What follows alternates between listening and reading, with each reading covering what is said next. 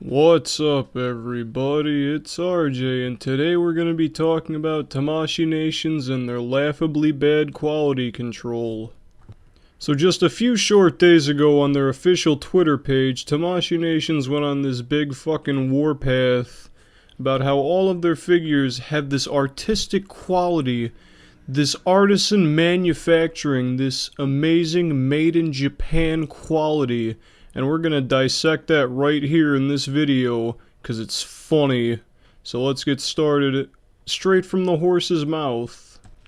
So let's just read the excerpt straight from the webpage. It says, "The soul is in the details. That's the soul of Tamashii craftsmanship. Product planning based on the passions of the person in charge and the voices of fans. Prototypes created with imagination and artisanship, oversight conducted with creators and experts. Quality assurance that ensures safety and reliability. All of these steps are taking place in Japan, from sculpting to features and to materials. Tamashii's obsession with detail pursues the real craftsmanship. Then we join forces with trusted overseas manufacturers. The combination of Japanese craftsmanship and global manufacturing production create the finest products." Good English. Tamashii nation's quality is the proof of the soul of Tamashii craftsmanship, a genuine products that you can trust. We are dedicated to delivering the best to the world. So, couple minor flubs in their English there. This isn't even in a Google translated article.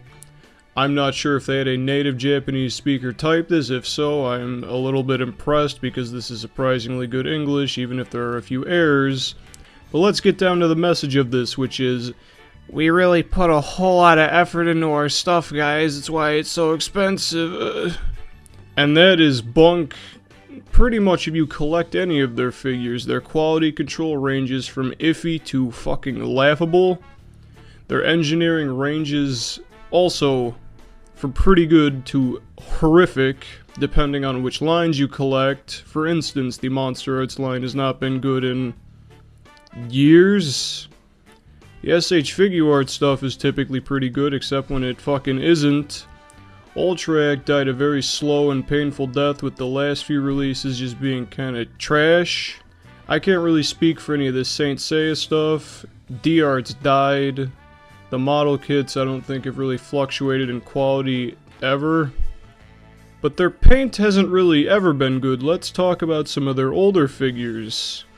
Looking at the old Dragon Ball Z figures, you have this bright orange Super Saiyan 3 Goku.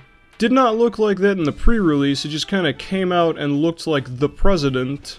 And then flash forward several years, they re-release it, and it is apparently a selling point that, yeah, the old figure had really bad quality control, but this one doesn't, guys. It'll be $70, please. On top of having bad paint, you also have figures that are just flat out designed incorrectly. For instance, let's take a look at the new Kamen Rider build figures. They use the shitty old engineering, even though they have perfectly good new engineering because it's cheaper to manufacture. And let's take a look at Rogue. See how those things on the top of his head look like they're huge? They don't look like that on the suit. You've also got the Trans Team figures looking like they have weird elongated torsos. It's 2018. If you can somehow produce figures that look like this, producing figures that look like this is pretty much inexcusable, especially considering it's a premium Bandai release. I understand the point of the webshop is to shill figures that won't normally sell as well in the main market, but if you're gonna consider something premium, build it like it's fucking premium. Don't just kit bash something, engineer it poorly, paint it like dog shit, and then call it a premium product, then charge more for it. While we're on the topic of disappointing webshop releases, let's talk about one that's near and dear to my heart. The Ultract Ultraman Mebius Phoenix Brave. Retailing at about 6,000 yen, that is an estimate. You have amazing features such as poorly applied golden paint that flakes if you so much as touch the torso with it. Really awful looking silver paint that pools around the figure's features. Paint that's not even in the line. and almost no accessories for a premium price of, like I said, 6,000 yen. So if this is what Tamashii Nations considers a premium product, I'm frankly surprised that their normal output is much better. Let's not get carried away, however. We also have the SH Monster Arts line, which has basically been a trash fire since about 2014. The line's death, or it's not really its death, but its massive, horrific downfall started when they released the 2014 Godzilla. Red paint all over the figure's face, eyes facing in completely different directions, and very poor engineering for the articulation. Most people assume this was just a dud, and it wasn't. We've essentially had them releasing repaints, except much more poorly done, of similar figures already released for, let's see, 4 years now. New releases have slowed to a crawl, with them pretty much exclusively being new Godzilla incarnations. Paint on these ranges from alright to terrible, and by terrible I mean really terrible. However, there have been a few good ones. The GMK Godzilla looks very nice, even if the teeth are a little bit wonky looking on some copies. The Kiryu Goji is excellent, except when it isn't. Let's talk about that actually. Because of the magic of the internet, quality control flubs tend to be pretty popular if they're bad enough. See this example right here. About a month or so ago, we had somebody posting their Kiryu Goji which had sanded down teeth. Please note this is a figure that retails for about $80. Does not come with anything else, the main draw is the figure itself. We also have this nice gentleman where the spine on his Kiryu Goji came unglued and had to be re-glued at home because of those trusted overseas manufacturers. Ooh. The eye issue is inexcusable at this point. The very first figure in this line had it. It disappeared for several years, reappeared with Godzilla 2014, and hasn't really gone away since.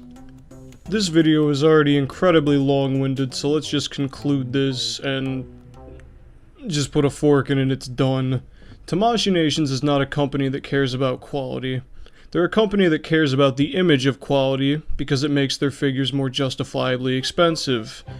They like having the image of an incredibly prestigious company that cares about their quality control and their engineering and their fans. All three of these are debatably false when they repeatedly release garbage after garbage and continue to hike up their prices, release web exclusive after web exclusive, and essentially just give the finger to anybody who complains by not even bothering to justify or fix any of these mistakes after years of making the same exact ones. I love this company and I love the work they produce when they release good figures, but when they release bad figures, which is incredibly often, it's a fucking joke and they're a laughingstock at this point. I don't see them making any positive changes. I assume this was basically just a PR move. This is not them increasing their quality control levels. This is not them fixing any of their engineering problems. This is essentially just them posturing on Twitter, talking about how good of a company they are because they care about the means of production and their quality, which they fucking don't.